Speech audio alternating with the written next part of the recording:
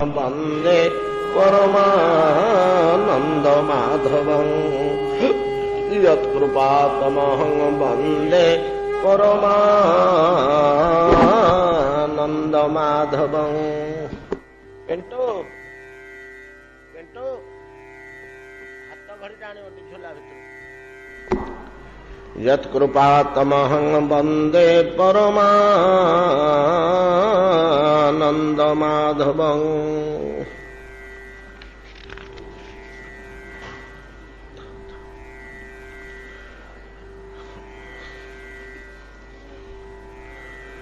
मुरजिदप घनापकृष्ट गंधोत्तम तुलसी दल माल्य चंदनैर्जे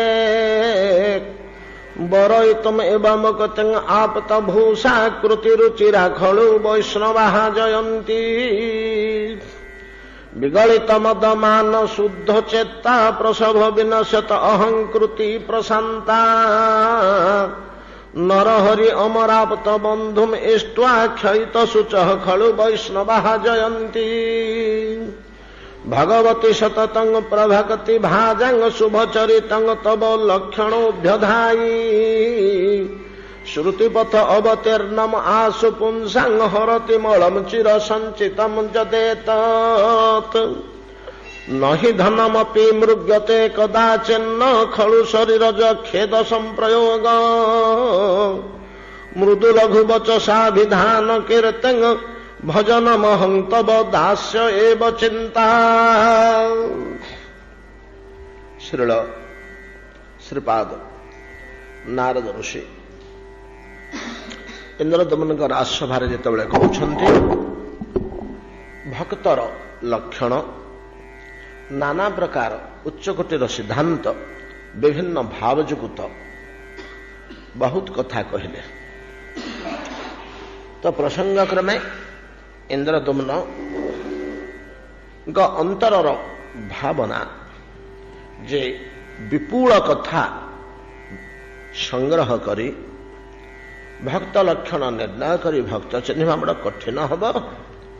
एपरी मुख्य मुख्य दुई चारिटी लक्षण कहतु जहा दर्शन मात्रे अनुभव हम जे एउटी हरिभक्त।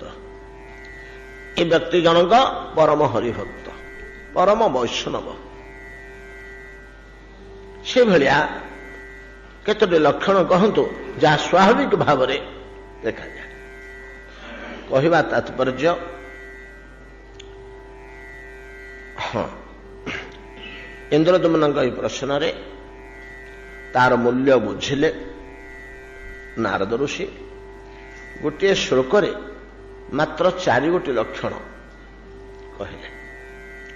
महाराज अंततः ही 4टी लक्षण एथुर जोड़े 3टी जदि मध्य कहा पाखरे देखा जाए ताहले बुझिब से परम वैष्णव महाहरिभक्त। कहवा तात्पर्य बोध हुए एते पूर्व 10-15टी श्लोक जेते लक्षण कहले से सबु लक्षण गुड़िक जनक पाखरे जदि रहिब भक्ति जदि रहिब ताले से लक्षण गुड़िक देखा जिवो। से लक्षण गुड़िक जा पाखरे रहिब तार बहिप्रकाश ये 4टी लक्षण निश्चय तार सारभूत। सबु लक्षण गुड़िकर भक्तर जेते प्रकार आचरण विधि से समस्त आचरण जदि तार पाखरे रहे से समस्त आचरण विधिर एक मिश्रित लक्षण ये 4टी। ये 4टी जदि गोटे जोड़े 3टी देखागला ताले बुझिया को अन्य गुड़िक तार अंतराल रही अन्य लक्षण गुड़िक या अर्थ नुह ये 4टी लक्षण गुड़िक थी पूर्व जो 10-12टी श्लोक लक्षण गुड़िक कहला सुड़ेक नाही ता संभव नुह। ये 4टी लक्षण जदि कहार आचरण में प्रकाश पाइला देखागला बुझिबकु हब जे पूर्वोक्त कथित 40-50 लक्षण जहाँ कहले भक्त लक्षण नारद ऋषि से सबुड़ाक ता भितरे अच्छी सेगुड़ाक थिबारु तार सारभूत स्वरूप बाहर को 4टी प्रकाश पाउछि। आ तार भितरे बहु महत लक्षण रही। कौन से 4टी लक्षण बड़ सुंदर भाषा रे नारद कहउछन्ति नहि धनमपि मुग्यते कदाचित न कदाचित कौनसी समय मध्य कौनसी परिस्थिति मध्य जेकोसी कदाचित कहवा अर्थ गोटे लोकर चली जाऊँ अन्न वस्त्र दुटा चली जाऊँ धनी न हो पारे विशाल विभोगी न हो पारे किंतु अन्न वस्त्र विशेष कटकणा नहीं गोटे चली जाऊँ से न मागिला से कथा नुह जेकोसी भयानक परिस्थिति मध्य अति कदर्य परिस्थिति मध्य धन न मृग्यते अर्थ न मृग्यते नहीं धनमपि मृग्यते कदाचित कदाचित माने कौन सी समय ये अर्थ हम एकांत प्रयोजन समय मध्य पैसा पाऊनी प्रभु एमती कि सेमती होगला मत दियो एतक टे व्यवस्था कर दियो मागुनी न ही धनमपि मृग्यते कदाचित न खलु शरीर खेद संप्रयोग कदाचित शब्दटी एपटक आसब साधारण सुस्थ अवस्था अच्छी प्रभु मत अधिक आयुष्मान कर दियो मत अधिक शक्तिशाली कर दियो मत अधिक सुंदर रुचिर मनोहर रूप कर दियो एटा न मागी पारे किंतु भयंकर रोग व्याधि पीड़ित हेले मध्य भयानक रोग व्याधि पीड़ित हेले मध्य केते बार हेले मध्य से भगवान को पाखे से जणै दिछि प्रभु मत एथुर टिके उद्धार कर दियो एपरिकी व्याघ्र सर्पादि प्राण संकट पड़िले मध्य व्याघ्र सर्पादि प्राण संकट पड़िले मध्य शत्रु प्रभृति प्राण संकट पड़िले मध्य मत रक्षा कर प्रभु चाहे ना मागे ना मत आसी उद्धार कर बोली एटा चाहे ना धन चाहे भोक उपास पछे मरी जाए प्रभु अन्न पुंज दियो कहे ना जीवन पछे चली जाऊ प्रभु रक्षा कर पार्टी बाहर एटा भक्त लक्षण ये सबू जिनिस गुड़िक जी चाहे ना से भक्त इति आमर मन पड़ुची गोटे कथा श्रीमद भागवतंकर जे चरमतम गोटे वाक्य अनेक समय आम आलोचना करचे भक्त ए क्षेत्र में कौन चिंता करे आमे लक्ष्य करूँ हरिभक्त मात्रे सबुड़ाक प्रायशः दरिद्र नहीं कि आमर गोटे लोक कथा रही अनेक कहते हरिभक्त जेउनर ताल बरड़ा तार घर नड़िया बरड़ा मध्य से पाइबनी बणरू ताल बरड़ा जोड़े आनी लटके नहीं कि हरिभक्त जेउनर ताल बरड़ा तार घर ताठू से अधिका चाल सफर करने पाखे पैसा नथिबो भक्तिर ये गोटे लक्षण हरिभक्त केवे हेले तो विशेष धनाढ़ आमती रहिला एटा प्राय देखा मिलेना एवं से मध्य केवे भगवान को सिथुर बिंदुए मागेना धन संपत्ति मागेना धन संपत्ति न मागू अत्यंत आर्त अवस्था मध्य आमर चारि प्रकार भक्त कथा कहुई गीतारे आर्त जिज्ञासु अर्थार्थी ज्ञानी तेषां ज्ञाने नित्ययुक्त एक भक्तिर विशिष्यते ज्ञानिनोत्यर्थ अहम सच मम प्रिय एक भक्तिर विशिष्यते एक भक्ति कौन गीता जो कहीदे तेषां ज्ञाने नित्ययुक्त नित्ययुक्त तार मन और बुद्धि नित्य निरंतर मो सहित युक्त होकर थाए तेषां ज्ञानी ये 3 जन 4 जन भितर ज्ञानीर मन आ बुद्धि सब मो सहित युक्त होकर थाए तेषां ज्ञाने नित्ययुक्त एक भक्तिर विशिष्यते एक भक्ति एक रस बोली गोटे शब्द भक्ति शास्त्र देखा मिले जहाँ जयदेव गोस्वामी खेजार अंतिम गीत गोविंदर अंतिम अनुबंधरे गाई शेषटी कहते जो उपसंहार कर गीत गोविंदर समस्त लीला सरीगला हरिमेक रसम कृतमेह विहित विलासम हरि एक रसम। गोसाई जी ये शब्दटी के रामचरित मानस गोटे स्थान में प्रयोग कर द्वितीय स्थान में गोटे देखा मिले ना। जिन्ह के चित्त रहत एक रस ईश्वर जीव भेद कहत कस। द्वितीय पादर सिद्धांत अलग हो पारे जहाँ कि आम आमर आवश्यक नहीं। जिन्ह के चित्त रहत एक रस एक रस कहले कौन तोर कौन दरकार रे धन स्वास्थ्य सुख भोग विलास अंततः बंची जावाई प्राण ना एक गोटे कौन दरकार मोर ठाकुर दरकार मोर कृष्ण दरकार मोर प्रभु दरकार मोर तुम्हें दरकार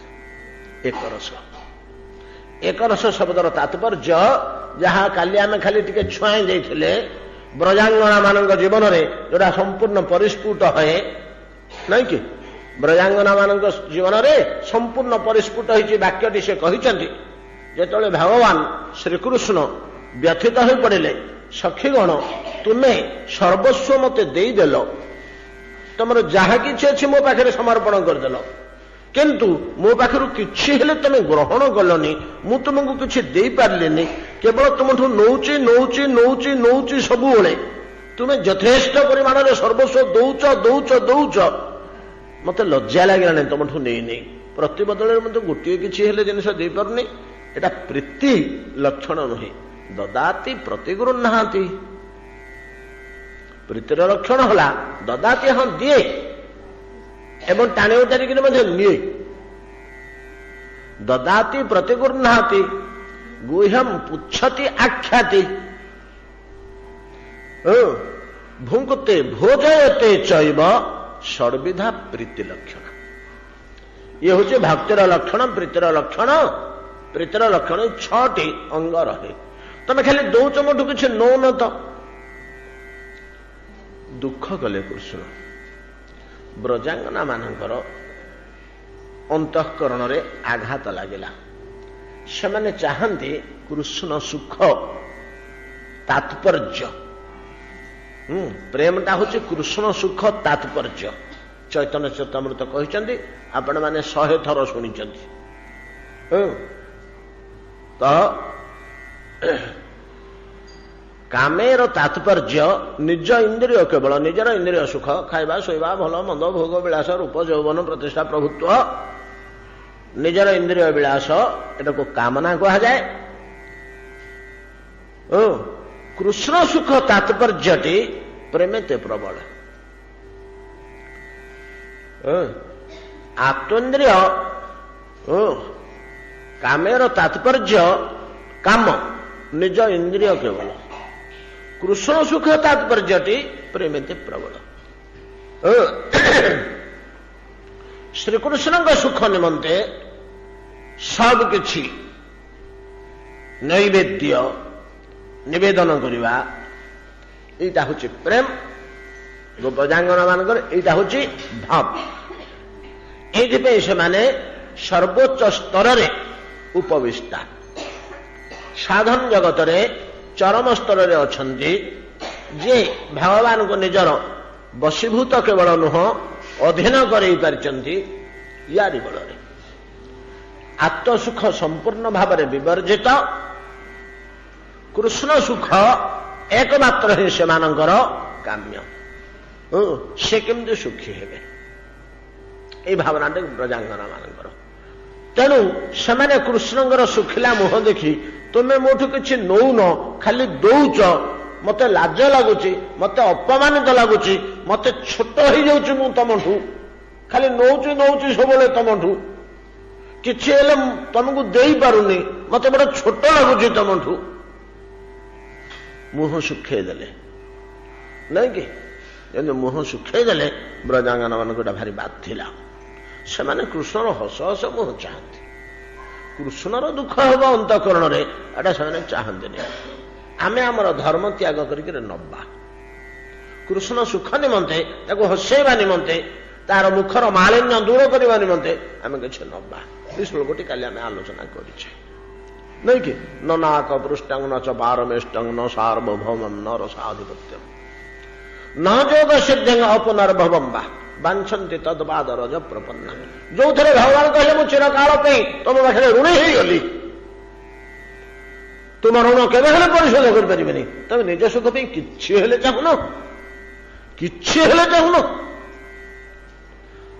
शेष को दुखगिरी कहली जे तथापि एमती कौशल करी कहल जे जो थे मोर ही सुख हम मोर ऋण भार बढ़ सीना तुम प्राप्य भार पाइबा भार प्राप्य तो नुह तो पाइबा भार बढ़ सीना कमिबनी शिशु को या मागिल न पार ये हम निरवध्य संयुजा सुसाधु कृतम विबुधायुषा विव न पार ये हम मुझे हेले तुम ऋण परिशोध कर ये श्लोकटी भागवत दी स्थान देखा मिले गोटे श्लोक दुई जगह देखा मिलूँ गोपांगना मान ये गोटे स्थान कहते पुणी षष्ठ स्कंधरे महाभक्त असुर वृत्र ये श्लोकटी कही जेतेबेले इंद्रंगर वज्र वृत्रासुर पे तो वज्र नुआक ना पूर्व वज्र नथिला संपूर्ण धर्म बल संपन्न तपोबल और धर्म बल दधीची अस्थि क्यालसीयम ना दधीची शरीर अस्थि गुड़ाक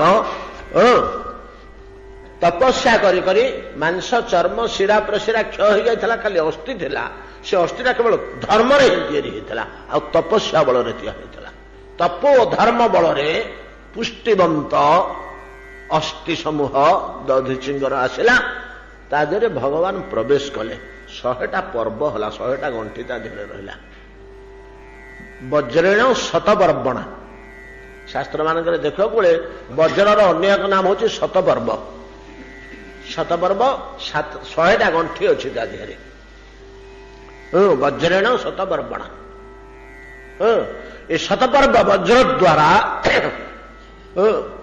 तो जेतेबेले तार गला को काटुचंती वृत्रासुर एते विराट काय थिला जे तो तार चारिपटे बुली बुली बुली बुली वज्र बेक को छेले छेले छेले छेले काटुची थरक वज्र काटी पारुनी ता बेकटा को गोटाए वर्ष लगी सूर्यंकर एक आवर्तन गोटाए वर्ष जो बड़ बर गछ अच्छी कि आंबा गछ अच्छी कि तेंतुली गछ अच्छी ता चारिपट बुले बुले काठुरिया मैंने काटुचंदे छेले छेले खंडे खंडे खंडे खंडे 6 घंटा लगिला 5 घंटा कि 6 घंटा पर जाई गछटा पड़िला ता चारिपट बुले बुले गुले कि काटुचंदे सेमते समन्ता तो बोली अछि शेष श्लोकटा से अध्यायर मोर घोषा नहीं से श्लोकटा तो गोटे संवत्सर काल लगी तार बेकटा को काटिबा को वज्र को अन्य अस्त्र नुह इभलिया से राक्षसटा था जो ता बेक कटा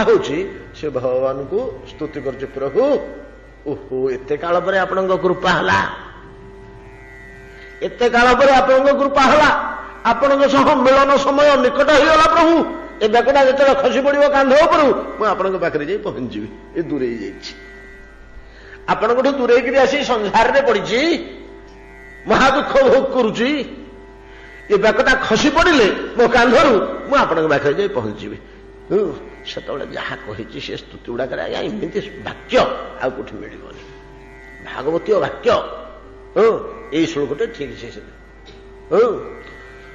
न पारे हम नहीं न नाक पृष्ठं न च पारमेष्ट्यं न सार्वभौमं न रसाधिपत्यं न जोग सिद्धि अपुनर्भम्बा समंजस त्वंग विरहस्य कांखे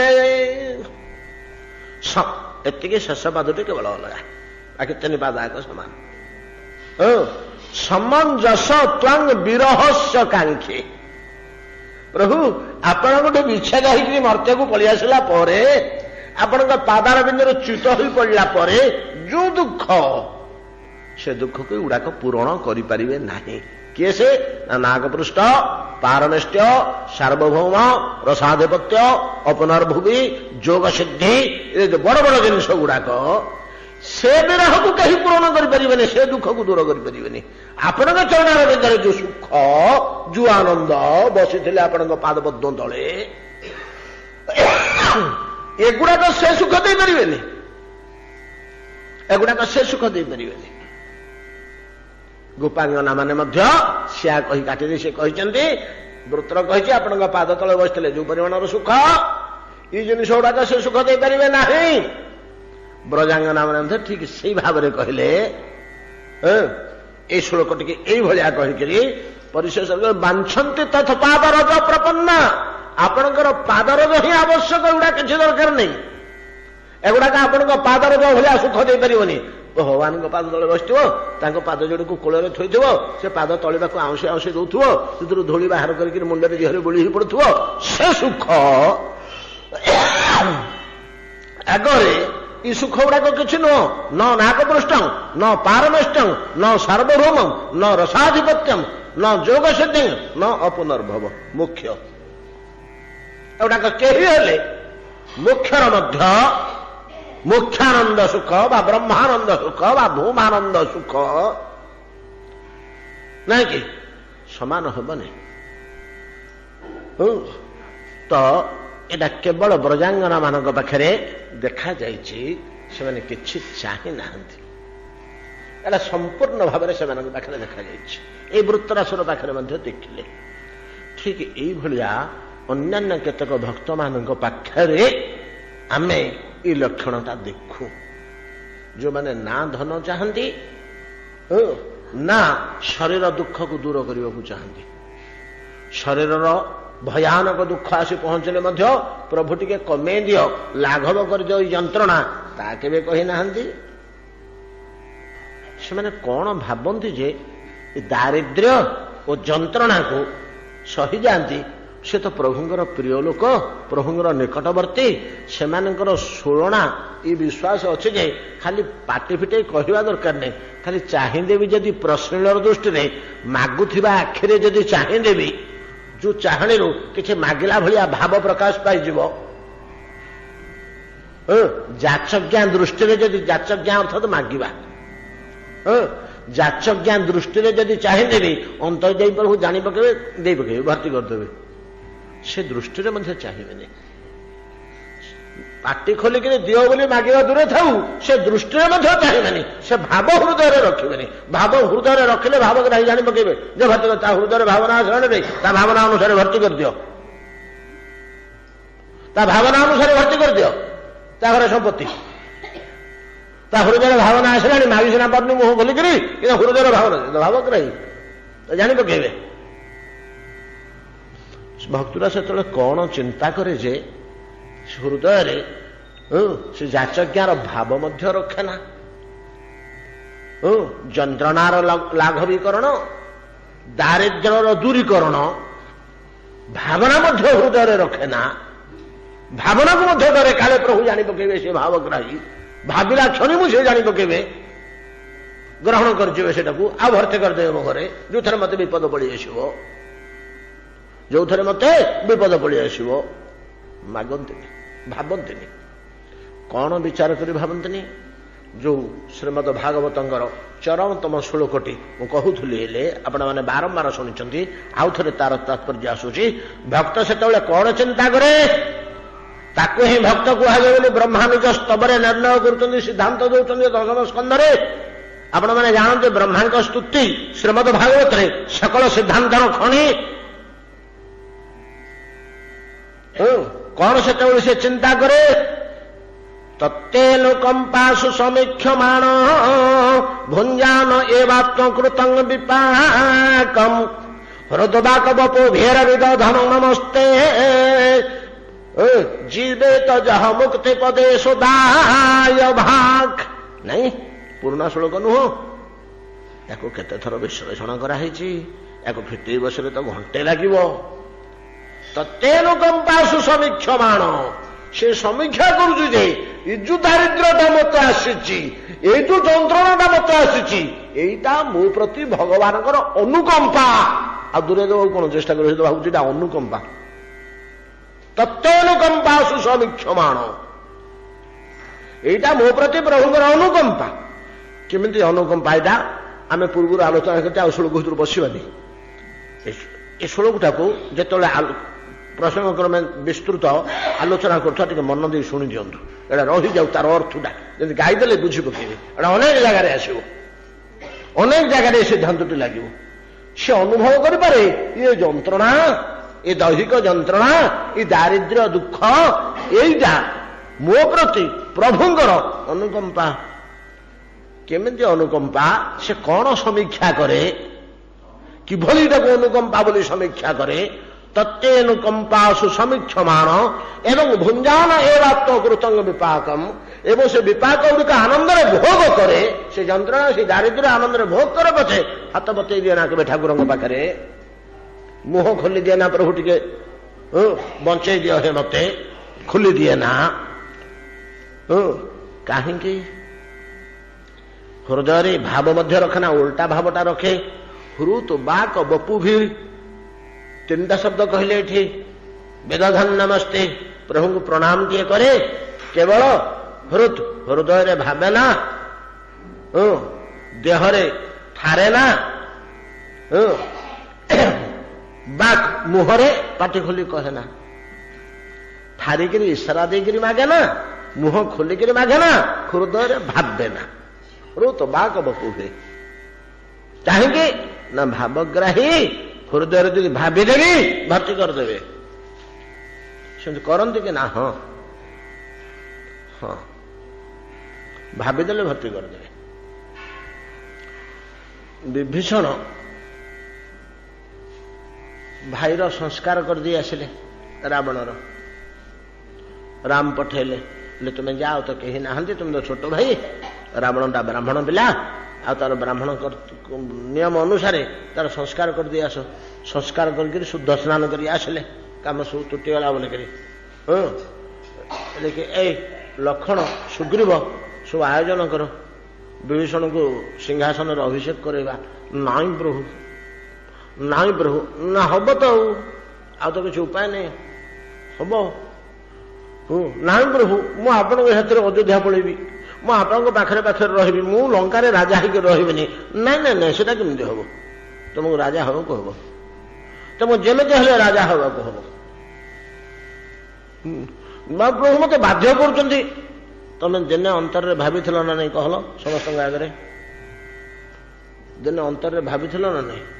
ସ୍ତମ୍ଭୀଭୂତ ହେଇଛଟା ହେଲେ ଆଉ ଗୋଟେ ପଦ କହିଛନ୍ତି, କଣ ସେ ଶ୍ଳୋକଟା ମୋର ମନେ ପଡୁନି। ଦିନେ ଥିଲା, ବର୍ତ୍ତମାନ ନାହିଁ। ଥିଲା ତ, ଥିଲା ତ, ବର୍ତ୍ତମାନ ନାହିଁ, କିନ୍ତୁ ଦିନେ ଥିଲା। କାହିଁକି ଥିଲା? ତାହା କିଛି ଅଶୁଦ୍ଧ ଭାବରେ ଭୋଗ ଲାଳସାରେ ନଥିଲା ବିଭୀଷଣଙ୍କର। ବିଭୀଷଣ ଯେତେବେଳେ ଦେଖିଲେ ଯେ ରାବଣ ଚତୁର୍ଦ୍ଦଶ ଭୁବନରେ ଖାଲି ଅତ୍ୟାଚାର କରିଯାଉଛି, ବ୍ରହ୍ମଲୋକ ଆଉ ଶିବଲୋକ ଜୟ କଲା ପରେ ତାର ଯୋଉ ଅତ୍ୟାଚାରର ସୀମା ବଢିଗଲା, ମୁନି ଋଷିମାନଙ୍କ ଉପରେ ବଡ଼ ଧରଣର ଅତ୍ୟାଚାର କଲା,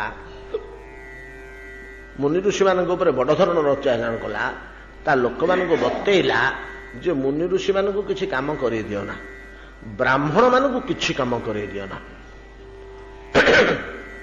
ତା ସୈନ୍ୟ ସାମନ୍ତକୁ କହିଲା, ସମେତ ଖେଦି ଯାଅ ଚତୁର୍ଦ୍ଦଶ ଭୁବନ ଭିତରେ, ଚାରିଆଡେ ଜଗି ଦିଅ।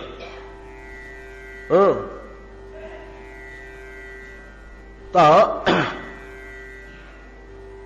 କେତେ ସୁନ୍ଦର ପଦଟିଏ ଗୋସାଇଁଜୀ ଲେଖିଛନ୍ତି।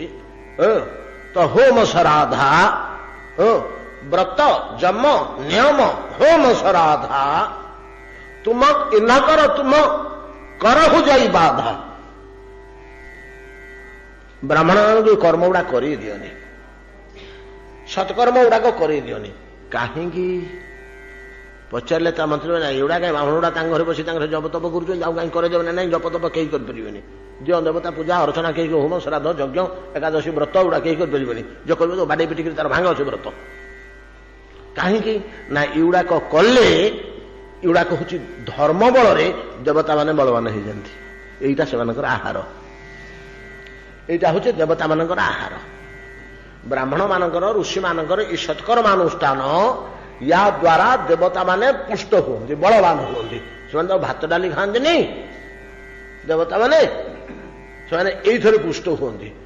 ଏଗୁଡାକ ବନ୍ଦ କରିଦେଲେ ସେ ଚଣ୍ଡାଳ ଦୁର୍ବଳ ହେଇଯିବେ। ଆମେ ତ ଖୋଜିକିରି ପାଉନେ ତାଙ୍କୁ କୋଉଠି ଲୁଚିକିରି ଅଛନ୍ତି। ତାଙ୍କ ଆହାରଟା ବନ୍ଦ କରିଦେଲେ ଏ ବ୍ରାହ୍ମଣ ମାନଙ୍କ ସତ୍କର୍ମ ଗୁଡାକ ଦ୍ୱାରା ଦେବତା ମାନେ ବଳବାନ ହୁଅନ୍ତି। ଦେବତା ମାନେ ବଳବାନ ହେଇ ଏ ଜଗତକୁ ପୁଷ୍ଟ କରନ୍ତି। କଥାଟା ଠିକ। ଶ୍ରୀମଦ ଭଗବତ ଗୀତା କହିଲେ ଦେବାନ ତାନେନ ତେ ଦେବା ଭାବୟନ୍ତୁ ବହ ପରସ୍ପରଂ ଭାବୟନ୍ତଃ ଶ୍ରେୟ ପରମ ବାପ୍ସ୍ୟତଃ। ପୂଜା ଅର୍ଚ୍ଚନା ଦାନ ହୋମ ତୀର୍ଥ ଦ୍ୱାରା ଦେବତା ମାନେ ବଳବାନ ହୁଅନ୍ତି। ସେମାନେ ପର୍ଜନ୍ୟ ଦ୍ୱାରା ଶସ୍ୟ ସ୍ୱାସ୍ଥ୍ୟ ଉତ୍ତମ ବାୟୁ ଉତ୍ତମ ଜଳ ଉତ୍ତମ ଅଗ୍ନି ଉତ୍ତମ ଆକାଶ ପ୍ରଦାନ କରନ୍ତି। ଦେବାନ ଭାବୟ ତାନେନ ତେ ଦେବା ଭାବୟନ୍ତୁ ବହ ପରସ୍ପରଂ ଭାବୟନ୍ତଃ। ଏ ବ୍ରାହ୍ମଣ ଗଣ ତୁମେ ଦେବତାକୁ ସନ୍ତୁଷ୍ଟ କର, ବଳବାନ କରିଦିଅ। ଦେବତାମାନେ ବଳବାନ କରି ତୁମର ପ୍ରାପ୍ୟ ବସ୍ତୁ ଦେବେ। ସେମାନେ ବଳବାନ ହେଲେ ତ ଦେବେ। ତେଣୁ ଏଗୁଡାକ ସବୁ ବନ୍ଦ କରିଦିଅ ବୋଲି ରାବଣ ଆଦେଶ ଦେଲା ସୈନ୍ୟବାହିନୀକି। ରାବଣ ଯେତେବେଳେ ଏହି ପ୍ରକାରରେ ଆଦେଶ ଦେଲା, ଚତୁର୍ଦିଗରେ ଅତ୍ୟାଚାର ବ୍ୟାପିଗଲା। ବିଭୀଷଣଙ୍କୁ ସେଟା ବାଧିଲା। ଭାଇଟା ଚତୁର୍ଦଶ ଭୁବନର ଅଧିପତି ହେଇଛି ବୋଲି ଏ ସବୁଗୁଡାକ ସତ୍କର୍ମ ଗୁଡାକ ମନ କରିଦଉଛି। ଲୋକମାନଙ୍କର ସ୍ୱାଧୀନତା ଧର୍ମାଚରଣର ସ୍ୱାଧୀନତା ମଧ୍ୟ ରହିବନି। କି କଥା! ଧର୍ମାଚରଣର ସ୍ୱାଧୀନତା ଉପରେ କେହି ହସ୍ତକ୍ଷେପ କରିପାରିବେନି। ତା ପାଇଁ କୌଣସି ଆକ୍ଟ ହେଇପାରିବନି। ନିଜର ଧର୍ମାଚରଣ ଉପରେ କୌଣସି କଟକଣା କେହି ଲାଗୁ କରିପାରିବ ନାହିଁ। ଏଟା ସମ୍ଭବ ନୁହଁ, ଏଟା ଉଚିତ ନୁହେଁ। ମୁଁ ଯଦି କେତେବେଳେ ସିଂହାସନରେ ବସିଥାନ୍ତି ଏ ଭାଇ ଜାଗାରେ, ରାବଣ ଜାଗାରେ ଯଦି ମୁଁ ସିଂହାସନରେ ବସିଥାନ୍ତି ବୋଲେ ସତ୍କର୍ମ ଧର୍ମ କର୍ମରେ ଭର୍ତ୍ତି କରିଦିଅନ୍ତି ବିଶ୍ୱକୁ। ସମସ୍ତଙ୍କୁ ଉତ୍ସାହ ଉଦ୍ଦୀପନା ପ୍ରଦାନ କରନ୍ତି ଯେ ସମସ୍ତେ ଧର୍ମ କାର୍ଯ୍ୟରେ ଲାଗିପଡ଼। କିନ୍ତୁ ଜଗତଟା ଧର୍ମରେ ଯଦି ଚଳିବ ସମସ୍ତେ ସୁଖ ଶାନ୍ତି ଆନନ୍ଦ ପାଇବେ ନା। ଏ ଭାଇଟା ବୁଝୁନି, କହିଲେ ବତେଇଲେ ବି ସେ ଶୁଣିବନି। ସେ ଡିଗ୍ରୀ କହୁଛି, ଇଲେ କହିଲେ ଖାଲି ଦି ଗୋଇଠା ମତେ ମାରିବ ସିନା, କିଛି ଲାଭ ହବନି। ମୋ ହାତରେ ଯଦି ସିଂହାସନଟା ପଡିଯାଆନ୍ତା, ସଖା ତମେ ଦିନେ ଭାବିନଥିଲ ଏମିତି? ନା ହଁ ଆଜ୍ଞା ଭାବିଥିଲି। ଯାଅ। ଅତଏବ ଅନ୍ତଃକରଣରେ ଭାବିଦେଲେ ମଧ୍ୟ ଟିକେ ମତେ ମିଳନ୍ତା କି ଭାବଗ୍ରାହୀ ଭର୍ତ୍ତି କରିଦେବେ। ଭାବଗ୍ରାହୀ ଭର୍ତ୍ତି କରିଦେବେ। ଅନୁରୂପ ଘଟଣା ମନେ ପକାନ୍ତୁ ଧ୍ରୁବ ଚରିତ୍ର। ଧ୍ରୁବ ଯେତେବେଳେ ସବୁ ଦର୍ଶନ ଫର୍ଶନ ସରିଲା, କଣ କହିଲେ ଭଗବାନ? ବୋଇଲେ ଧ୍ରୁବରେ ତୁ ଘରକୁ ପଳା, ଘରକୁ ଯାଇକରି 36,000 ବର୍ଷ ବଞ୍ଚିବୁ, ପ୍ରଜାମାନଙ୍କୁ ସୁଖରେ ପାଳିବୁ। ନାଇଁ ମହାପ୍ରଭୁ ଆଉ ଯିବେନି। ଧ୍ରୁବ କହିଲେ ଆଉ ଯିବେନି। କାହିଁକି? 36,000 ବର୍ଷ ନା ମୋ ପାଟିରୁ ତ ବାହାରି ପଡ଼ିଲାଣି, ସେଟା ଆଉ କମେଇ ହବନି। ଯାଅ 36,000 ବର୍ଷ ଭୋଗ କର। 36,000 ବର୍ଷ 36,000 ବର୍ଷ ଆଜ୍ଞା ଦାନ୍ତ ଗୋଟିଏ ନଥିବ, ଆଖିକି ଦୁଷୁ ନଥିବ, କାନକୁ ଶୁଭୁ ନଥିବ, ଚାଲି ପାରୁନଥିବି, କରଧୃତ କମ୍ପିତ ସୁଭିତ ଦଣ୍ଡମ, ହାତରେ ଧରିଥିବା ବାଡି ମଧ୍ୟ ଥରୁଥିବ। ଏମିତି ଅବସ୍ଥାରେ ମତେ କାହିଁ ପକେଇବେ? ଏଇଥିପାଇଁ ଡରୁଛୁ? ତୋର 15, 17, 18 ବର୍ଷ ଭିତରେ ଇନ୍ଦ୍ରିୟ ମାନେ ଯେପରି ସତେଜ, 36,000 ବର୍ଷ ତମାମ ଇନ୍ଦ୍ରିୟ ମାନେ ସେମିତି ରହିବେ। ଧନ ଧାନ୍ୟ ସମ୍ପଦ ପ୍ରଭୁତ୍ୱ ସହଯୋଗ ପ୍ରଜାବତ୍ସଳତା ବଳ ବପୁ ବୀରତ୍ୱ ସବୁ ତ ପାଖରେ ଭର୍ତ୍ତି ହେଇକି ରହିବ 36,000 ବର୍ଷ। ଯା। ନାଇଁ ପ୍ରଭୁ ଗୁଡାକ ମୋର ଦରକାର ନାହିଁ, ମୁଁ ମୋଟା ଗୁଡାକ ନେବିନି। ନା କାହିଁକି? କାହିଁକି ନେବୁନି? ତୁ କଣ ପାଇଁ ଆସିଥିଲୁ ବଣକୁ କହ? ତୁ ବଣକୁ କଣ ପାଇଁ ଆସିଥିଲୁ? ଚୁପ ହେଇ ରହିଲେ ଧ୍ରୁବ ହେଲେ କହୁନୁ ଫିଟେଇକି କଣ ପାଇଁ ବଣକୁ ଆସିଥିଲୁ? ପିତୃ ସିଂହାସନ ପାଇଁ। ଆଉ ପିତୃ ସିଂହାସନ ପାଇଁ ତ ଆସିଥିଲୁ, ଆଉ ଗଲା ବେଳକୁ କଉଟେ ନେଇକିରି ଯିବୁ? ମତେ ନେଇକିରି ଯିବୁ? ସେଟା କେମିତି ହବ? ମତେ ଚାହୁଁଛୁ ତ? ନା ହଁ ପ୍ରଭୁ, ଆଉ କିଛି ଚାହୁଁନି, ଖାଲି ଆପଣଙ୍କୁ ଚାହୁଁଛି। ନା କେମିତି? ତୁ ତ ଆସିଥିଲୁ, ଆରମ୍ଭ କରିଥିଲୁ କର୍ମ ପିତୃ ସିଂହାସନ ପାଇଁ। ତତେ ବିମାତା ତଡ଼ିଦେଲା ବୋଲିକିରି ମୁଁ କେମିତି ହେଲେ ସିଂହାସନ ଲାଭ କରିବି ବୋଲି ତପସ୍ୟା କରିବାକୁ ଆସିଥିଲୁ। ବଡ ସୁନ୍ଦର ଶ୍ଲୋକଟିଏ ସେଠି କହିଛନ୍ତି ନା। ଧ୍ରୁବ ସେଠି ଖୋଲିକିରି କହିଦେଲେ ସାହସ କରିକିରି ପଦେ, ପ୍ରଭୁ କେବେ ଚାହିଁଥିଲି ଯେ ଆଉ ଏବେ କଣ ଚାହୁଁଛି କି? ନା କେବେ ଚାହୁଁଥିଲୁ କହୁନୁ? ନା ଦିନେ ଚାହିଁଥିଲି। स्थानाभिलाषी तपसी स्थितोऽहं त्वां प्राप्तवान् देव मुनीन्द्र गुह्यम काचंग विचिन्वन अपि दिव्य रत्न स्वामिन कृतार्थोस्मि वरं न जाचे।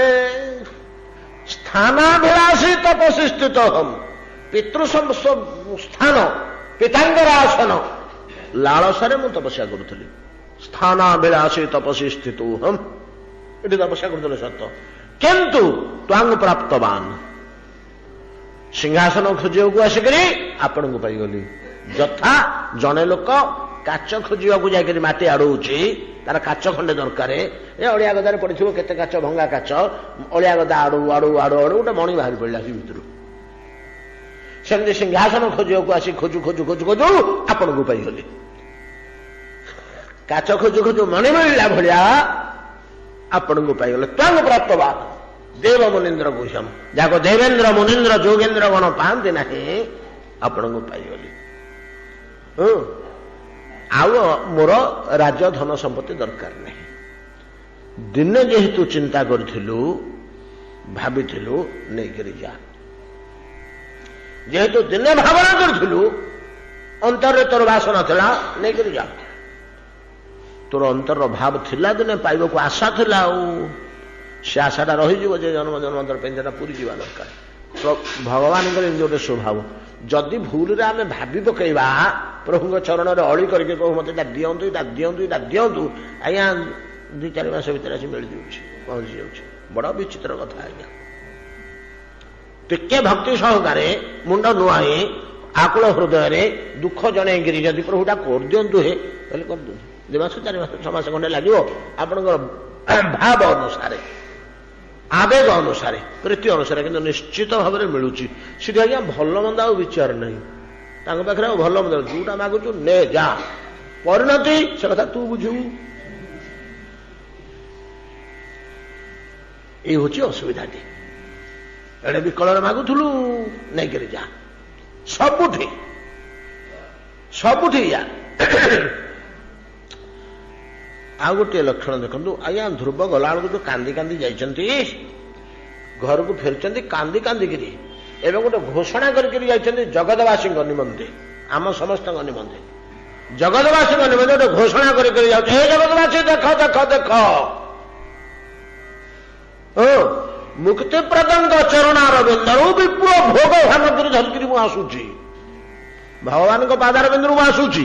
ଭଗବାନ କିଏ ସେ ନା ସକଳ ବିଷୟ କାଟି ଯେ ମୋକ୍ଷ ପ୍ରଦାନ କରନ୍ତି ବୈକୁଣ୍ଠ ପ୍ରଦାନ କରନ୍ତି ତାଙ୍କ ଚରଣରୁ ତାଙ୍କୁ ସନ୍ତୁଷ୍ଟ କରି ତାଙ୍କଠୁ ବର ଲାଭ କରି ଫେରୁଛି।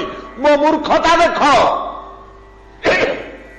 ମୋ ମୂର୍ଖତା ଦେଖ ହୁସିଆର ହୁଅ ମୋ ମୂର୍ଖତାକୁ ଦେଖିକିରି ମୁକ୍ତିପ୍ରଦଙ୍କ ଚରଣାର ବିନ୍ଦରୁ ବିଷୟ ଖଣ୍ଡନକାରୀଙ୍କ ଚରଣାର ବିନ୍ଦରୁ ପ୍ରଚୁର ବିଷୟ ମୁଁ ବୋହିକିରି ଧରିକିରି ଯାଉଛି। ହୁସିଆର କେବେ ହେଲେ ମନରେ ଭାବିଦେବନି ପ୍ରଭୁଙ୍କ ପାଖରେ ବସି ପ୍ରଭୁ ମତେ ଏଇଟା ଦିଅ ଏଇଟା ଦିଅ ଏଇଟା ଦିଅ। ଧ୍ରୁବ ସତର୍କ କରି ଦେଇଛନ୍ତି ଜଗତବାସୀକି ମତେ ଉଦାହରଣ ରଖିକିରି ସବୁବେଳେ ମନେ ପକେଇବ। ଧ୍ରୁବ ଦିନେ ମାଗି ଦେଇଥିଲା ଯେ ବାଧ୍ୟତାମୂଳକ ବୋହିକିରି ଘରକୁ ଗଲା 36,000 ବର୍ଷର ଚକ୍ରବର୍ତ୍ତୀତ୍ୱ। କେବେ ହେଲେ ଭୁଲ ସେ ଚରଣାର ବିନ୍ଦରେ ନିବେଦନ କରିଦେବନି ବିଷ ସମ୍ପଦ ଦିଅ ବୋଲି। ଭକ୍ତ ଏଇଟା ବୁଝେ ବୋଲି କେବେ ହେଲେ ଧନ ମାଗେ ନା କି କେବେ ହେଲେ ସୁଖ ମାଗେ ନା ଏଟାକୁ ବୁଝିଥିବ। କେବଳ ଚତୁର ଲୋକ ହଉଛନ୍ତି ସୁଦାମା। ସୁଶୀଳା କହିଲେ ହଇ ହେ କେତେ ଦିନ ହେଲା ନା ବୁଧବାରକୁ ବୁଧବାର 8 ଦିନ ହେଇଗଲା ଚୁଲି ଲାଗିନି। ତମେ ପୁରୁଷ ଲୋକ ବୋଲି କୌଣସି ମତେ ଆଉ 2 ଦିନ ବଞ୍ଚିବ ମୁଁ ଆଜି ମରିବି। ତମ ସାଙ୍ଗ ପରା ପିଲାଦିନର ସାଙ୍ଗ ସେଠି ସୁଶୀଳା ମଧ୍ୟ ପଢୁଥିଲେ। ସୁଶୀଳା ମଧ୍ୟ କୃଷ୍ଣଙ୍କର ପିଲାଦିନର ସାଙ୍ଗ। ସୁଦାମା ଯୋଉ ସୁଶୀଳାଙ୍କୁ ପତ୍ନୀ ରୂପେ ଧର୍ମପତ୍ନୀ ରୂପେ ଗ୍ରହଣ କରିଛନ୍ତି ସେ ସୁଶୀଳା ମଧ୍ୟ କୃଷ୍ଣଙ୍କ ସହ ପାଠ ପଢୁଥିଲେ ଥିଲେ ସେଇଠି ଜାଣିଛନ୍ତି ତାଙ୍କୁ। ସୁଦାମା ତ ଏକଦମ ପ୍ରାଣର ବନ୍ଧୁ ଏକାଠି ଖେଳୁଥିଲେ ବୁଲୁଥିଲେ ଖାଉଥିଲେ ସବୁ ଶାନ୍ତିପନିକା ଆଶ୍ରମରେ। ଶାନ୍ତିପନିକା ଆଶ୍ରମକୁ ସୁଶୀଳା ମଧ୍ୟ ଯାଉଥିଲେ। ଯାଉ ଦୈବ ଯୋଗରେ ପରେ ସୁଦାମାଙ୍କ ସହିତ ସୁଶୀଳାଙ୍କର ବିବାହ ହେଇଗଲା। ସେ ବର୍ତ୍ତମାନ କହିଲେ ତୁମର ସେ କେଡେ ସାଙ୍ଗ ମୁଁ ଆଖିରେ ଦେଖିଛି ସେ ବର୍ତ୍ତମାନ ଦ୍ୱାରକାରେ ରାଜଚକ୍ରବର୍ତ୍ତୀ ହେଇକିରି ବସିଛନ୍ତି। ରାଜ ଚକ୍ରବର୍ତ୍ତୀ ହେଇ ବସିଛନ୍ତି, ତମେ ଯାଉନ ତାଙ୍କଠୁ କଣ ଟିକେ ମାଗି ଆଣିବ, ଭୋକରେ ମରିଯିବ ଗଲେ, ଆମେ ଭୋକରେ ମରିଗଲେ। ସୁଦାମା କହିଲେ, ରାତିରେ ଏ କଥା ତାଙ୍କ କାନରେ ବହୁତ କରି ବତେଇ କହିଲେ। ରାତିରେ ଆଗ ଚିନ୍ତା କଲେ, ଧନ ମାଗିବାକୁ ମତେ ସୁଶୀଳା ପଠଉଛି, ଠିକ ଅଛି, ପ୍ରଭୁଙ୍କୁ ଧନ ମାଗିବାକୁ ପଠଉଛି, ଧନ ମାଗିବା ତ ମାଗିବା ଯାହା ହଉ, କିନ୍ତୁ ସୁଶୀଳା ତ କିଛି ମନ୍ଦ କଥା କହୁନି, ପ୍ରଭୁଙ୍କ ସାଥିରେ ମୋର ଦର୍ଶନ ତ ହେଇଯିବ ପ୍ରଭୁଙ୍କର, ସେତକ ତ ମୋର ଲାଭ, ଧନ କଥା ଦେଖିବା, ମିଳିଲା ନହେଲେ ନାହିଁ ସେ କଥା, ଆଗ ଦର୍ଶନ ତ। ସୁଶୀଳା କଣ ମନ୍ଦ କଥାଟେ କହୁଛି, ପାହାନ୍ତିଆରୁ ଉଠିଲେ, ବୋଲେ ସୁଶୀଳା ଦ୍ୱାରକା ଯିବି ପରା ନା, ହଁ, ଆଉ କଣ ଖାଲି ହାତଟାରେ ଯିବି, ରାଜା, ଗୁରୁଦେବ, ବ୍ରାହ୍ମଣ, ସମ୍ରାଟ, ଚକ୍ରବର୍ତ୍ତୀ ଏମାନଙ୍କ ପାଖକୁ ଖାଲି ହାତରେ ଯାଆନ୍ତିନି, ଆଉ କଣ ଟିକେ ନେଇକରି ଗଲେ ହନ୍ତା, କିଛି ତ ନାହିଁ, ଖୁଦ ପୂଜାପୂଜି ପୁଞ୍ଜି ଦେଇଛନ୍ତି, ଜାଣିଛନ୍ତି ଆପଣ ମାନେ, ଧରିକରି ଗଲେ, ଧରିକରି ଗଲେ ସେଠି ଆଜ୍ଞା 6 ମାସ ରହିଲେ, ଇଆଡେ ସୁଶୀଳା ମଲାଣି କି ଗଲାଣି ଆଉ ମନେ ନାହିଁ ତାଙ୍କର, ସମୟ ନାହିଁ କହିବାକୁ। 16,000 ପତ୍ନୀଙ୍କ ଘରେ, ସମସ୍ତଙ୍କ ଘରେ ଦିନେ 6 ମାସ ନାହିଁ, କେତେ ଦିନ ରହିଥିବୁ, ସାଙ୍ଗେ ସାଙ୍ଗେ ଆଦେଶ ଦେଲେ, ମୋ ବନ୍ଧୁଙ୍କୁ ସମସ୍ତେ ଦିନେ ନିଜ ନିଜ ଘରକୁ ନିମନ୍ତ୍ରଣ କରିବ। କୃଷ୍ଣଙ୍କ ସହ ସୁଦାମା ଯାଇକରି ପ୍ରତି 16,108 ପତ୍ନୀ ଦିନେ ହେଲେ, କେତେ ଦିନ ହେଲାନି, 16 ତାରିଖ 48 ବର୍ଷ ହେଲାଣି, ବୁଢୀଟା ମଲାଣି କି କଣ ହେଲାଣି, ଆଉ ତାର ଖବର ବି ନାହିଁ। ଏତିକି ଖୁସିରେ ସେଠି ବିତେଇଲେ। ଆସିଲା ବେଳକୁ ପଇସା ଟିକେ ମାଗି ପାରିଲେନି, ସେମିତି ଆସିଲେ। ଏଇ ଯୋଉ ସବୁ ଉପହାର ଦେଇଥିଲେ ସଖୀ, ଇଏ ମାନେ କୋଉମାନେ, ଭାବଗ୍ରାହୀଙ୍କର ଭାବକୁ ଧରି କାର୍ଯ୍ୟ କେମିତି କରନ୍ତି ଦେଖନ୍ତୁ। କୁଣ୍ଡଳ କଙ୍କଣ ସବୁ ପିନ୍ଧେଇ ଦେଇଛନ୍ତି, ନିଜ ଘରକୁ ଗଲାବେଳେ ପଟ୍ଟ ବସ୍ତ୍ର ପିନ୍ଧେଇ ଦେଇଛନ୍ତି। କୃଷ୍ଣ ମହିଷୀ ମାନେ ସେଗୁଡିକ ସବୁ ଶ୍ରୀଅଙ୍ଗରେ ଅଛି, ରଥରେ ବସିକରି ନେଉଛନ୍ତି, ଅଧା ବାଟରେ ଛାଡ଼ିଦେବେ ବୋଲି। ରଥରୁ ଯୋଉଠି ଓହ୍ଲେଇଲେ କହିଲେ, ତମେ ଏଥର ଚାଲି ଚାଲି ଯାଅ, ମୁଁ ପଳାଉଛି, ରଥ ଧରିକରି ଦ୍ୱାରକାକୁ ଲେଉଟି ଯାଉଛି। ସେଇଠୁ ଓହ୍ଲେଇଲା ପରେ ସେଗୁଡାକ ସୁଖ ଲାଗୁନି ସୁଦାମାଙ୍କୁ। ଏଠି ଥିଲି, କୋଉଠି, ଦ୍ୱାରକାରେ ଥିଲି, କୃଷ୍ଣଙ୍କ ସାଥିରେ ଖାଉଥିଲି, କୃଷ୍ଣଙ୍କ ସାଥିରେ ଶୋଉଥିଲି, କୃଷ୍ଣଙ୍କ ସାଥିରେ ବସୁଥିଲି, ବୁଲୁଥିଲି, ଏକା ରଥରେ ବସୁଥିଲୁ, ସେତେବେଳେ ଏଗୁଡାକ ଦେହରେ ପିନ୍ଧିଥିଲୁ, ଶୋଭା ପାଉଥିଲା। କାରଣ କୃଷ୍ଣଙ୍କ ପାଖରେ ଭିକାରୀ ହେଇକିରି ବସିବାଟା ଶୋଭା ନୁହଁ, ଏଗୁଡିକ ପିନ୍ଧିକିରି ବସିଲେ ତାଙ୍କ ସାଙ୍ଗ ଭଳିଆ ଦୋଷିବି। କୃଷ୍ଣ ଯେତେବେଳେ ପଳେଇ ଯାଉଛନ୍ତି, ଏଗୁଡା ଆଉ କଣ ଦରକାର, ଏଗୁଡାକ ଆଉ କଣ, ଅଷ୍ଟରତ୍ନ ସର୍ବାଙ୍ଗରେ କଣ ଦରକାର। କୃଷ୍ଣ ତେଣେ କଣ କହୁଛନ୍ତି, ସାଙ୍ଗ ଶୁଣ, ଏକୁଟିଆଟା ଯିବ, ବାଟରେ ଦସ୍ୟୁ ତସ୍କର ଏଗୁଡାକ ପିନ୍ଧିକିରି ଗଲେ ତଣ୍ଟିଟି ସେଇଠି କାଟିଦେବେ, ଏଗୁଡିକ ସବୁ କାଢି ପକ। ନା ଆଜ୍ଞା, ଆଉ ମୋ ଗାମୁଛା 2 ଖଣ୍ଡ ତ, ଆଉ ଏଇ ପାଟ ବସ୍ତ୍ରଟା ତ ପିନ୍ଧିକରି ଯିବି, ନାଇଁ ଗାମୁଛା ଯୋଡାକ ମୁଁ ରଖିଛି, ଗୋଟେ ତ ଗାମୁଛା ଯୋଡେ କୋଉଠି ଯିବୁ, ରଖିଛି। ସେ ରଥ ସନ୍ଧ୍ୟାରେ କୋଉଠି ଆଜ୍ଞା ଲୁଚେଇକି ରଖିଥିଲେ, ସେ ଗାମୁଛାଟା କାଢିଲେ କୃଷ୍ଣ, ସେ ଗାମୁଛାଟି ପାଲଟେଇଲେ, ବାକି ସେ ପାଟ ଫାଟ ସୁନା ରୂପା ଅଳଙ୍କାର ହୀରା ନେଳା ସବୁ ଗୁଡେଇ ଗାଡେଇକରି ରଥରେ ଥୋଇଲେ, କହିଲେ ବନ୍ଧୁ ଯ, ମୁଁ ଯାଉଛି। ଓହୋ, ମୁଁ ମୁକ୍ତ, ମୁଁ ଯୋଉ ସୁଦାମାକୁ ସେଇ ସୁଦାମା। ସେ ପରମାନନ୍ଦରେ ଗଲେ। ସାଡେ ସୁଶୀଳା ଚାହିଁଛନ୍ତି ଯେ ମୋର ଧନ ଦରକାର, କିଲୋ ତୁ ଧନ କଣ କରିବୁ, ତୋ ସ୍ୱାମୀ ତ ଏଡେ ବଡ ଲୋକ, ସେ ଧନ ଚାହୁଁନି, ଭଗବାନଙ୍କ ପାଖରେ ଏତିକି କାଳ ରହିଲା ଯେ ଦିନେ ମାଗିଲାନି, ତୁ କଣ କରିବୁ। ଭଗବାନ ଭାବଗ୍ରାହୀ, ମୋ ପତିଙ୍କର କ୍ଷୁଧା ମୁଁ କେମିତି ସହିବି, ମୁଁ ପଛେ ମରେ। ସୁଶୀଳାଙ୍କର ଭାବନା ହଉଛି, ମୋ ପତିଙ୍କର କ୍ଷୁଧା ମୁଁ କେମିତି ସହିବି, ଏ ଦୁଃଖ କେମିତି ସହିବି। ମୁଁ ସ୍ତ୍ରୀଟେ ତାଙ୍କର ପତ୍ନୀ, ସେ ଗାଧେଇ ପାଧେଇ ଆସି ଦିଅ ପୂଜା କରିକି ଘରୁ ବାହାରିଲା ବେଳକୁ ଭାତ ପୁଞ୍ଜେ ଡାଲି ଟିକେ ତ ମୁଁ ଥୋଇଦେବି, ଏଇଟା ତ ମୋର କର୍ତ୍ତବ୍ୟ, ଆଉ ବଳେଇକି 2 ମୁଠା ଅଧିକା ଖୁଆଇଦେବି, ଏଇଟା ତ ନାରୀ ଧର୍ମ। ଆଉ ସ୍ୱାମୀଟା ଆସିକିରି ଭୋକର ପେଚା ପେଚା ହେଇ ଶୋଇଥିବ, ମୁଁ କି ପତ୍ନୀ ତାର। ଏଇଟା ତାଙ୍କ ହୃଦୟରେ ବାତିଛି। ସିଏ ମଧ୍ୟ ବିପୁଳ ଭୋଗ ବିଳାସ କରିବାକୁ ଚାହୁଁନାହାନ୍ତି, କିନ୍ତୁ ଯେତେବେଳେ ଅଷ୍ଟଲକ୍ଷ୍ମୀ ଆସି ଭର୍ତ୍ତି ହେଇଗଲେ ଘରେ, ସେ ଜାଣିଗଲେ ଯେ ମୋ ପତି ପହଞ୍ଚିଗଲେ ଦ୍ୱାରକାରେ ବେଶୀ ସୁଖରେ, ଭଗବାନଙ୍କ ସାଥିରେ ତାଙ୍କର ଦର୍ଶନ ହେଇଗଲା। ନହେଲେ ସମ୍ପତ୍ତି ଭରା, ସେ ମୋଟେ ବିଚଳିତ ହେଇନାହାନ୍ତି, ପ୍ରଚୁର ସମ୍ପତ୍ତି ଭିତରେ ଅପେକ୍ଷା କରି ରହିଛନ୍ତି। ସୁଦାମା ଆସିଲେ, ଦେଖିଦେଲେ ବିପୁଳ ସମ୍ପତ୍ତି ଭରପୁର ଘରେ, ସେ ତ ଚାହୁଁନଥିଲେ ଗୁଡାକ ମାଗିବାକୁ, ମୁଁ ଏଥିରୁ କିଛି ହେଲେ ଛୁଇଁବିନି, ମୁଁ ସେମିତି ଭିକ ମାଗିକରି ରୋଷେଇ କରି ବାହାର ଖାଇବି ବାରଣ୍ଡା ତଳେ, ମୁଁ ଏ ଘରେ ଛୁଇଁବିନି। ସୁଶୀଳା କହିଲେ, କାହିଁକି ଏଗୁଡା କଣ ମାରା ହେଇଗଲା, ନା ମୋର ଏ ସମ୍ପତ୍ତି ଦରକାର ନାହିଁ, ନା ଏଟା ସମ୍ପତ୍ତି କି, ଧନ ସମ୍ପତ୍ତିଟା ମାୟା, ଇଏ ଅଭିଭୂତ କରିଦେବ, ମତେ ଭଜନ ପଥରୁ ନଷ୍ଟ କରିଦେବ। ନା ଏଇଟା କରିବନି। କାହିଁକି? ନା ଏଇଟା ପ୍ରଭୁଙ୍କ ପ୍ରସାଦ, ସେ କୃପା କରିଦେଇଛନ୍ତି, ୟାକୁ ମାୟା ଛୁଇଁ ପାରିବନି। ସିଦ୍ଧାନ୍ତ ଗୁଡ଼ିକ ଶୁଣନ୍ତୁ। ଭଗବତୀ ପ୍ରଦତ୍ତ ବସ୍ତୁ, ଆମର କର୍ମୋପଲବ୍ଧ ବସ୍ତୁ, ଆମ କର୍ମରୁ ଲାଭ କରିଥିବା ବସ୍ତୁକୁ ମାୟା ଆକ୍ରମଣ କରିବ। କିନ୍ତୁ ଭଗବତ ପ୍ରଦତ୍ତ ବସ୍ତୁକୁ ମାୟା ଛୁଇଁ ପାରିବ ନାହିଁ, ସେଥିରେ କ୍ଷତି ହେବନି ବୋଲି ସୁଶୀଳା ବତେଇଲେ। ଏବଂ ପରମ ବିଜ୍ଞ ପରମ ଭକ୍ତ ସୁଦାମା ବୁଝିଲେ, ଭାବଗ୍ରାହୀ, ଅନ୍ତରରେ ଭାବିଦେଲେ, ଯିଏ ଭାବିଲା ମୋର ଦରକାର ନାହିଁ ତାଠୁ ଛଡେଇ ନେଲେ ସୁଦାମାଠୁ, ଯିଏ ଭାବିଲା ମୋର ପ୍ରୟୋଜନ ତାକୁ ଭରିଦେଲେ। এই ପ୍ରକାର ଭାବରେ ସମୟ କେତେ ହେଲାଣି? ତ ନାହିଁ ଧନମପି ମୃଗତେ କଦାଚିତ ନ ଖଳୁ ଶରୀର ଯକ୍ଷେଦ ସମ୍ପ୍ରୟୋଗ। ଯେପରି ଧନର ଆବଶ୍ୟକତା ଅନୁଭବ କରେ ନା, ବରଂ ଦାରିଦ୍ର୍ୟ ଦୁଃଖରେ ସଢ଼େ, ହରିଭକ୍ତ କେତେବେଳେ ମାଗିଦିଏ ନା ପ୍ରଭୁ ମୁଠେ ଖାଇବାକୁ ଦିଅ, ଠିକ ତଦ୍ରୂପ ଶରୀର କ୍ଲେଶ ଶରୀର ଦୁଃଖକୁ ମଧ୍ୟ ଦୂର କରିବା ନିମନ୍ତେ କେବେ ହେଲେ ଅନୁରୋଧ କରେ ନା।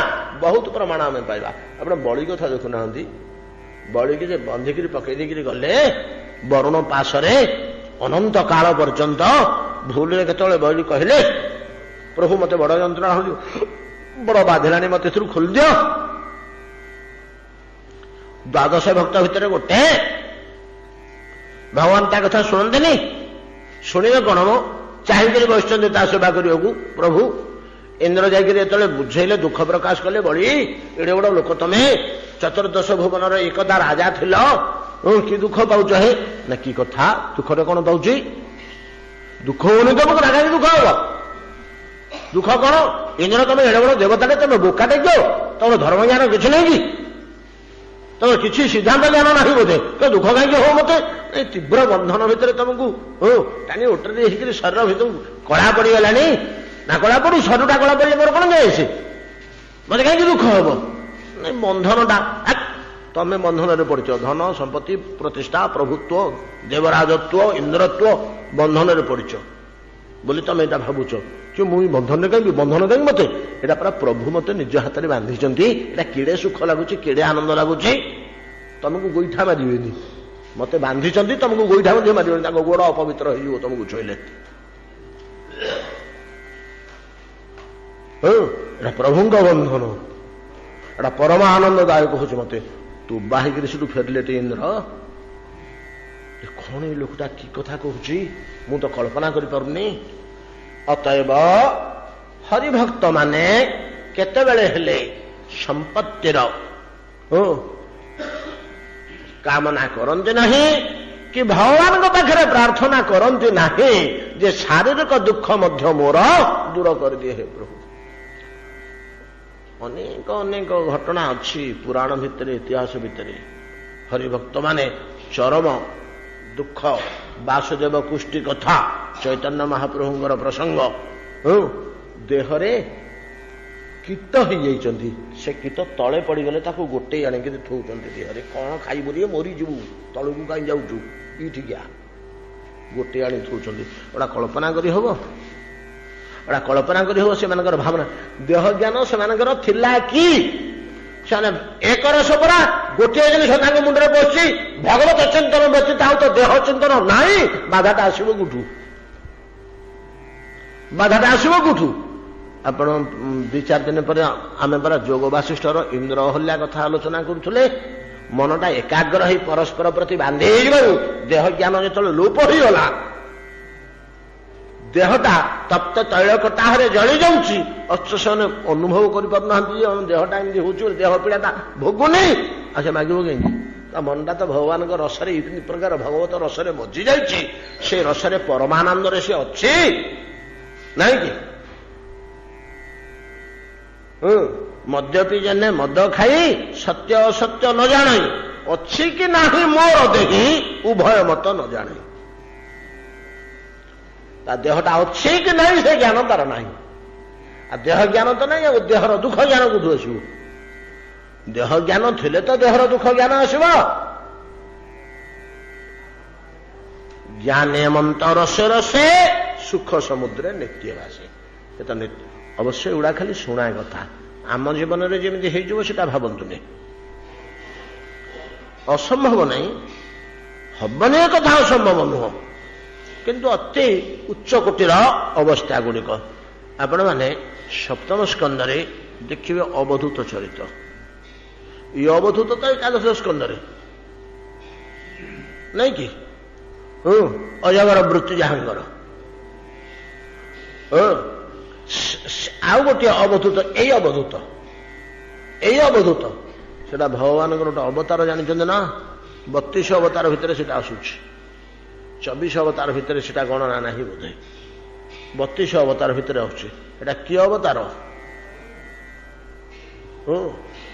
रह अब 4टा अक्षर से भगवान नाटा दत्तात्रेय से दत्तात्रेय कथा कहुई प्रहलाद जो सिंहासन में बस हिरण्यकश्यप मृत्यु पर निज मंत्री सह अरण्य बुलूं से अवधूत सह देखा देखिले अरण्य भितर अवधूत पड़ी विचित्र अवस्था से वर्णना अच्छी सुंदर आमर समय होगा आलोचना करें महाराज इंद्रदमन ये लक्षण जहाँ पाखे पाइब जेकोसी अवस्था आसीगले हाथ पतई पैसा टे मागे दौनी ठाकुर को जिते दुख होगले शरीर जंत्रणा टे दूरे दियो बोली मागुनी मृदु लघु बचसा विधान कीर्ति भजनम अहम तब दास्य एव चिंता जोड़े लक्षण कहले आउ जोड़े लक्षण अच्छी आसंता काली आलोचना करवा एतिक आज कथा विश्राम करंतु भजनिताय गौर राधे श्याम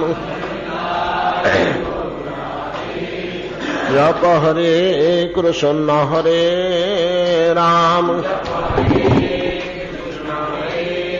भजनिताय गौर राधे श्याम जप हरे कृष्ण हरे राम भजनिताय गौर राधे श्याम जप हरे कृष्ण हरे राम जप हरे कृष्ण हरे राम जप हरे कृष्ण हरे राम श्री गुरु प्रेमानंद निताय गौर हरि बोल।